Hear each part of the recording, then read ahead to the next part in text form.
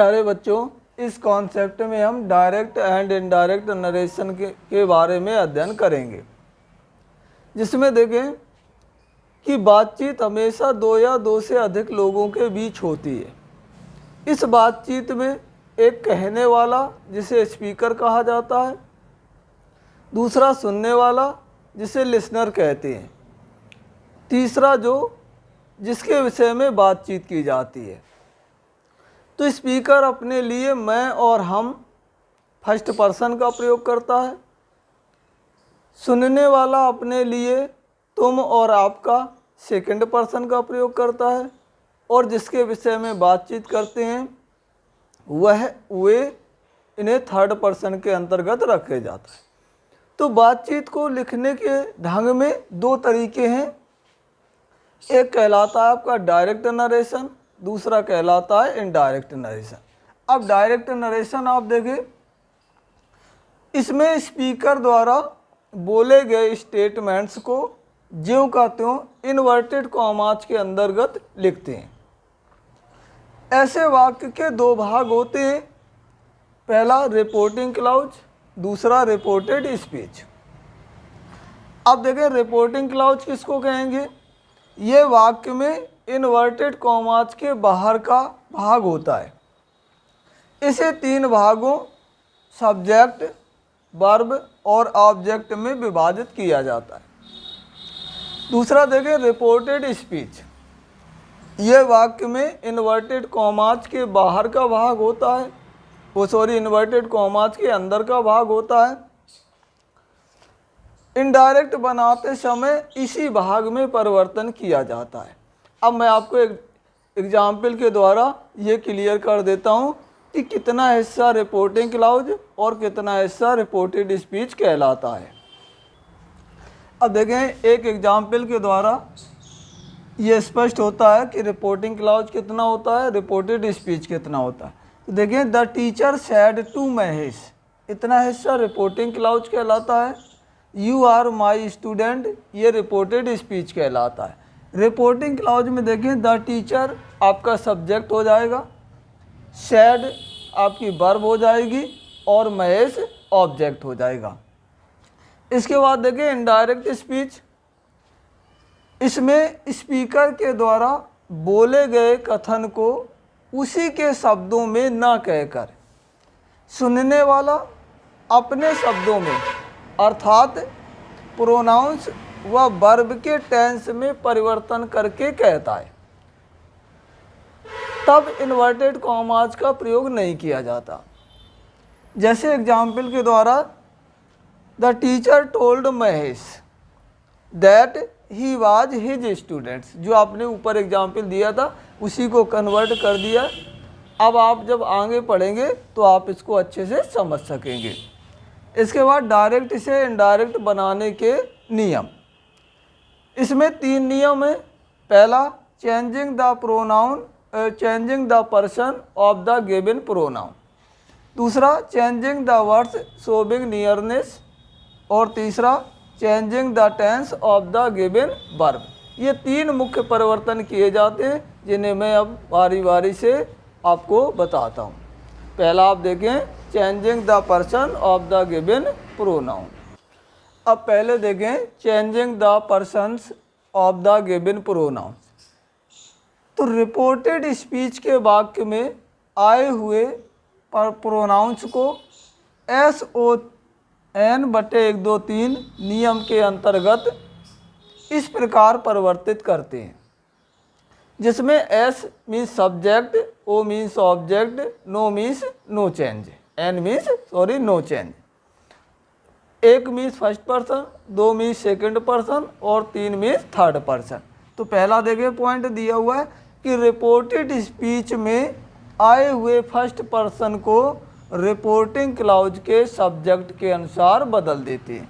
जैसे एग्जाम्पल के द्वारा देखें he said I am reading my book, तो देखें आई आपका फर्स्ट पर्सन है और माई फर्स्ट पर्सन है, इसे हमने बदल दिया। ही told me, he said that he was reading his book, तो ये आपका क्योंकि यहाँ पे ऑब्जेक्ट नहीं दिया इसलिए सैड का सैड रहेगा। तो he said that he was reading his book. दूसरा पॉइंट देखें, रिपोर्टेड स्पीच में आए हुए सेकंड पर्सन को रिपोर्टिंग क्लाउज के ऑब्जेक्ट के अनुसार बदलते हैं। एग्जाम्पल देखें, he said to me you can teach me. तो देखें ही टोल्ड मी दैट, अब यू को मी के अनुसार बदल दिया ऑब्जेक्ट के अनुसार, तो आई कुड टीच मी को सब्जेक्ट के अनुसार हिम में। तो he told me that I could teach him. इसके बाद आप तीसरा पॉइंट देखें, इसके बाद आप देखें कि तीसरा पॉइंट है रिपोर्टेड स्पीच में दिए गए थर्ड पर्सन के प्रोनाउंस को नहीं बदलते हैं, अर्थात जैसे होते हैं वैसे ही बना रहने देते हैं। एग्जाम्पल देखें, the father sad he is a good boy. तो आपका इनडायरेक्ट में बनेगा the father sad that he was a good boy. अब आप देखें नीचे पर्सनल प्रोनाउंस को पर्सन के अनुसार कैसे किसमें बदला जाता है वो आपको स्पष्ट कर दूं कि देखिए पर्सन तीन तरह के हो जाएंगे, फर्स्ट सेकेंड और थर्ड। फर्स्ट पर्सन में सब्जेक्ट आपका, ऑब्जेक्ट, पजेसिव केज यानी अधिकार प्रदर्शित करने के लिए, और एम्फेटिक या रिफ्लेक्सिव प्रोनाउन।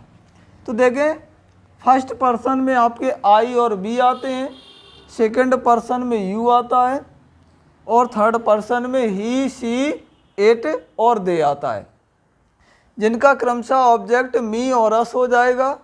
यू का ऑब्जेक्ट यू रहता है, ही का ऑब्जेक्ट हिम हो जाएगा, सी का हर, इट का इट ही रहता है, और दे का देम हो जाएगा।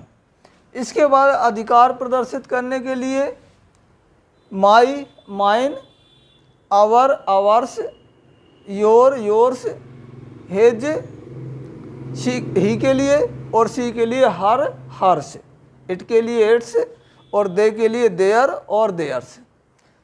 अब आपका देखें एम्फेटिक और रिफ्लेक्सिव प्रोनाउन, आई के लिए माई सेल्फ, बी के लिए आवर सेल्वेज, यू के लिए योर सेल्फ या योर सेल्वेज, ही के लिए हो जाएगा हिम सेल्फ, सी के लिए हर सेल्फ, इट के लिए इट सेल्फ, और दे के लिए देम सेल्वेज। अब आप देखें कि नियरनेस वर्ड्स में कैसे परिवर्तन किया जाता है, जिसे मैं आपको सारणी बनाकर शो करता हूँ। अब आप देखें कि जो नियरनेस वर्ड्स होते हैं उन्हें हम सारणी के द्वारा दूरी सूचक शब्दों में परिवर्तित कर देते हैं, जो इस तरह से हैं। जैसे देखें दिस अगर दिया हुआ है तो इसे हम दैट में कन्वर्ट कर देंगे। दीज दिया हुआ है तो इसे दोज में बदल देंगे। टुडे दिया हुआ है तो इसे दैट डे में बदल देंगे। टू नाइट दिया हुआ है तो इसे दैट नाइट में बदल देंगे।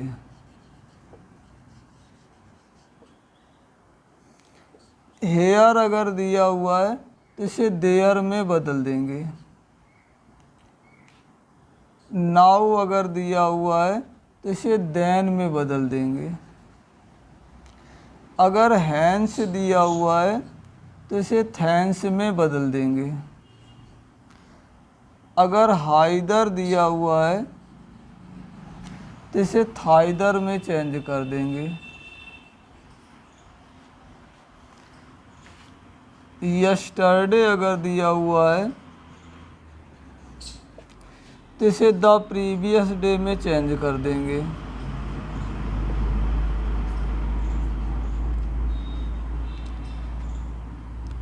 लास्ट डे दिया हुआ है तो इसे द प्रीवियस डे में चेंज कर देंगे।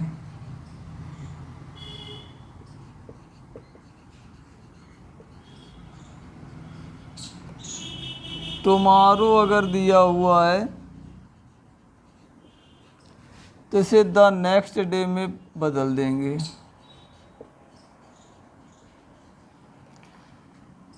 अगर नेक्स्ट डे दिया हुआ है तो इसे द फॉलोइंग डे में बदल देंगे।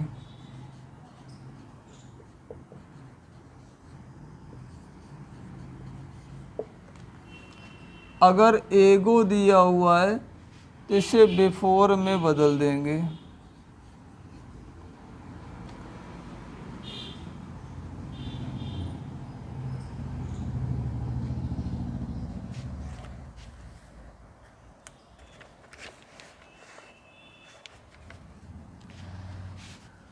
कम अगर दिया हुआ है तो इसे गो में चेंज कर देंगे। अगर 10 दिया हुआ है तो इसे सो या इन दैट वे में परिवर्तित कर देते हैं। तो इस प्रकार हम देखते हैं कि जो समीपता सूचक शब्द हैं ये आपको डायरेक्ट में दिया होगा, ये आपको इनडायरेक्ट में बदल के लिखना है।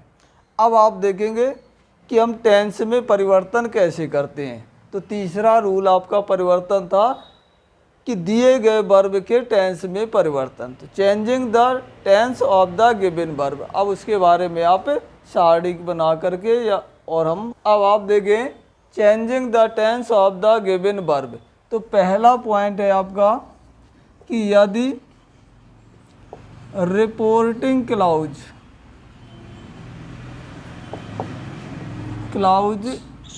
का वर्ब प्रेजेंट टेंस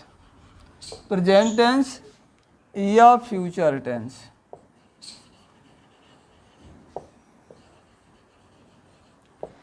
में दिया गया है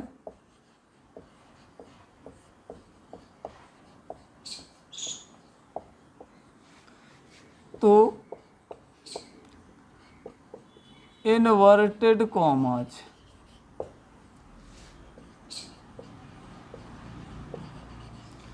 के अंदर का टेंस नहीं बदला जाता है।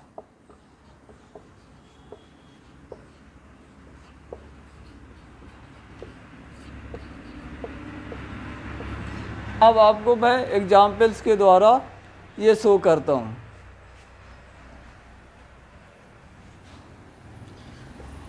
द जज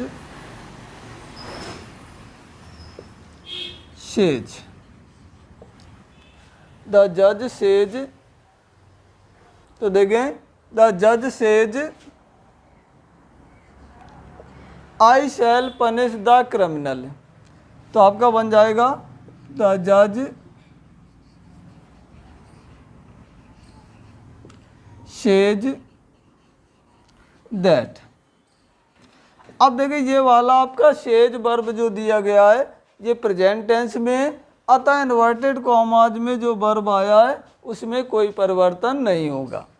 दैट, अब आई को जज के अनुसार बदल देंगे ही। अब चूंकि ही के साथ में शैल का प्रयोग नहीं होता इसलिए यहाँ पे हम विल लिखेंगे, तो he will punish the criminal. तो इस तरह से हमें परिवर्तित करना है। दूसरा एग्जाम्पल देखें,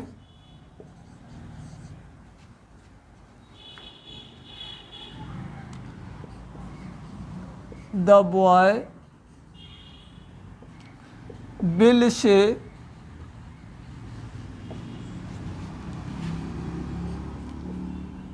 I shall not do this work।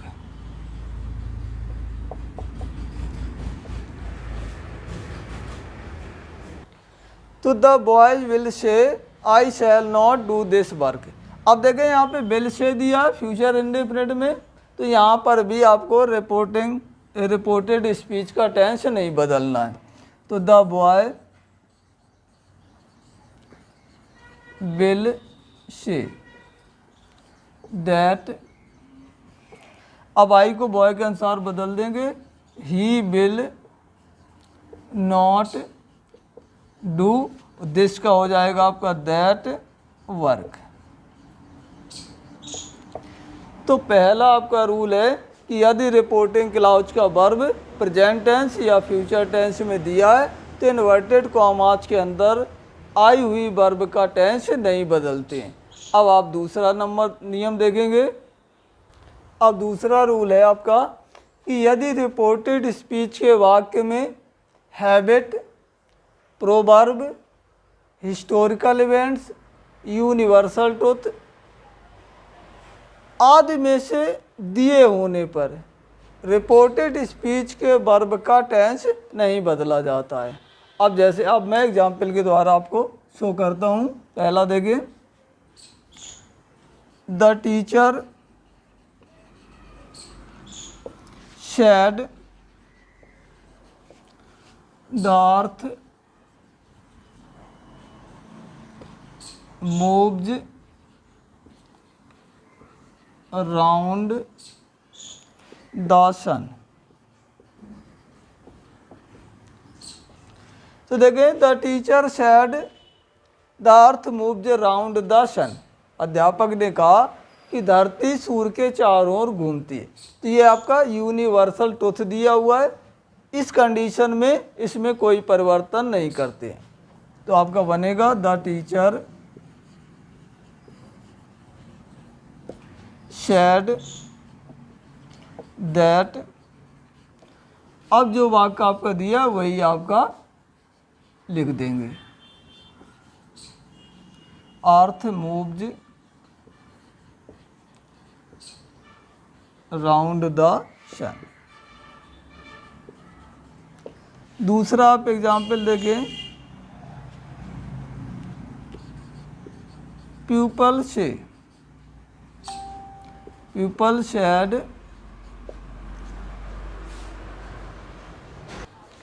People said honesty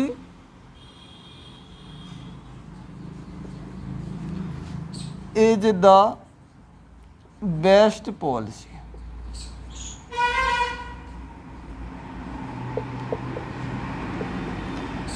peoples है, लोग कहते हैं honesty is the best policy. तो यहाँ पे भी कोई परिवर्तन नहीं होगा। People said that honesty is the best policy. इसी तरह मैं और एग्जाम्पल्स आपको शो करता हूँ। देखें, दूसरा एग्जाम्पल है, the teacher said Gandhi ji died on 13 January 1948। तो the teacher said that Gandhi ji died on 30 January 1948। तो ये आपका हिस्टोरिकल इवेंट्स दिया है, इतिहास की घटना दी गई है। अगला आप एग्जाम्पल देखें, he said 2 and 2 make 4।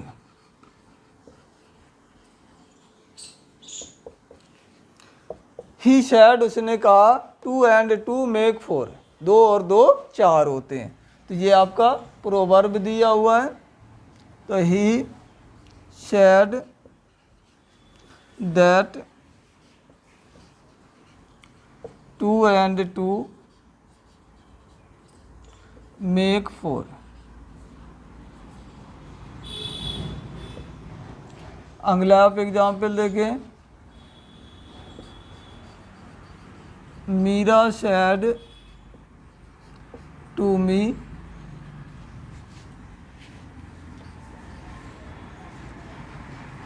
The dog bark at strangers।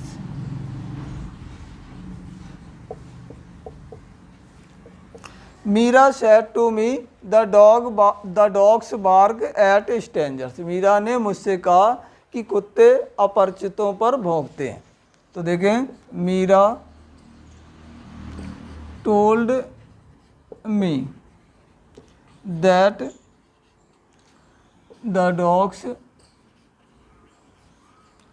Bark at strangers. तो इस तरह से अगर इन्वर्टेड कॉमास के अंदर वाले वाक्य में habit, proverb, universal truth, historical events आदि दी गई है तो इनडायरेक्ट बनाते समय इनमें कोई परिवर्तन नहीं किया जाता। अब आप तीसरा रूल देखें।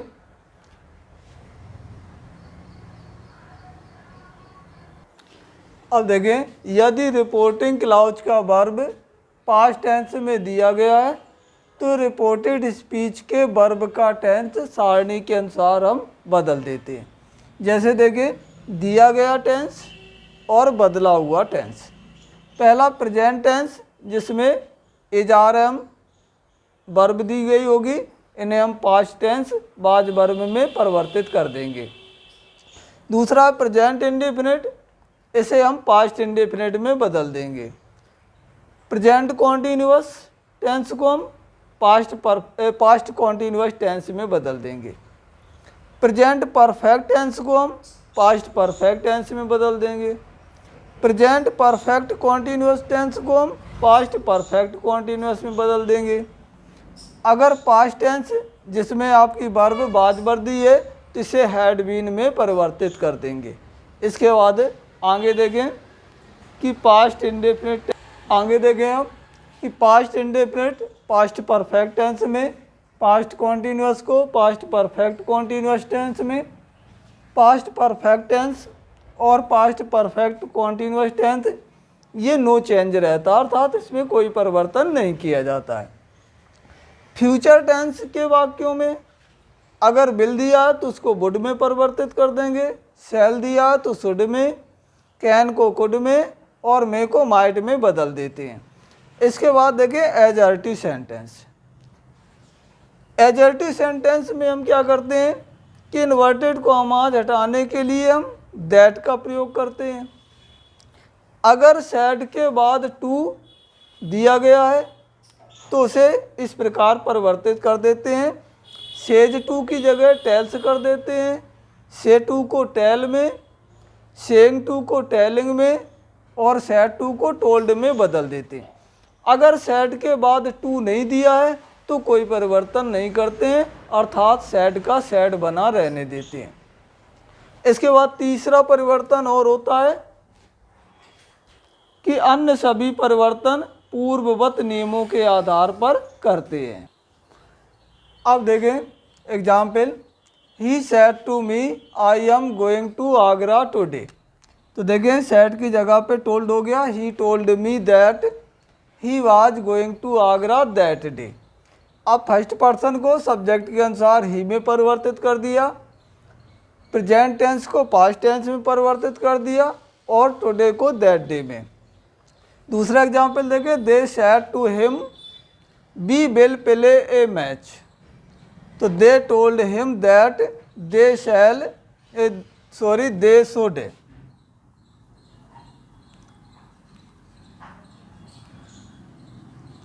दे शुड प्ले ए मैच, क्योंकि बिल बी के साथ में बिल लगा है, इसका मतलब इरादा प्रदर्शित हो रहा है, तो हम यहाँ पे इरादे को प्रदर्शित करने के लिए शुड का प्रयोग करेंगे। He said to me I have sold my bike. तो he told me that he had sold his bike. Mohan said to me I must call you. तो Mohan told me that he must call me. अब यहाँ पे देखें must दिया हुआ है तो मस्ट को नहीं बदलना है, केवल कैन में शैल विल को परिवर्तित करना है, अन्य किसी वर्ब में कोई परिवर्तन नहीं करना है। अब मैं आपको कुछ और एग्जाम्पल शो करता हूँ। देखें आप अगला example, Ram said to Hari you did not beat me. तो Ram told Hari that he had not beat him. Sita said to Sheela, you may sit here. तो Sita told Sheila that she might sit there. मे का might हो जाएगा और here का there हो जाएगा. The boys said, we want to play a match. अब देखें यहाँ पे set के बाद में to नहीं दिया तो set में कोई परिवर्तन नहीं होगा. The boys said that they be का हो जाएगा, boys के अनुसार they प्रेजेंट इंडेफिनिट को हमने पास्ट इंडेफिनिट में कन्वर्ट कर दिया. तो they wanted to play a match. अब देखें कभी कभी इस तरह से भी दे दिया जाता है कि रिपोर्टेड स्पीच को पहले दे देते हैं और रिपोर्टिंग क्लाउज को बाद में कर देते हैं. तो देखें you are very kind she said to Mohan. तो देखें रिपोर्टिंग क्लाउज बाद में दिया हुआ है और रिपोर्टेड स्पीच पहले दिया हुआ. तो जब आप इनडायरेक्ट बनाएंगे तो इन रिपोर्टिंग क्लाउज को पहले प्रयोग करेंगे और रिपोर्टेड स्पीच अपनी जगह आ जाएगा. तो she told Mohan that he was very kind. आशा करता हूँ कि आपको ये आसानी से समझ में आ जाएंगे. अब बचे हुए जो इनडायरेक्ट के वाक्य हैं जैसे इंटेरोगेटिव, इम्परेटिव, वो आपको दूसरे पार्ट में क्लियर करूँगा. तब तक के लिए धन्यवाद.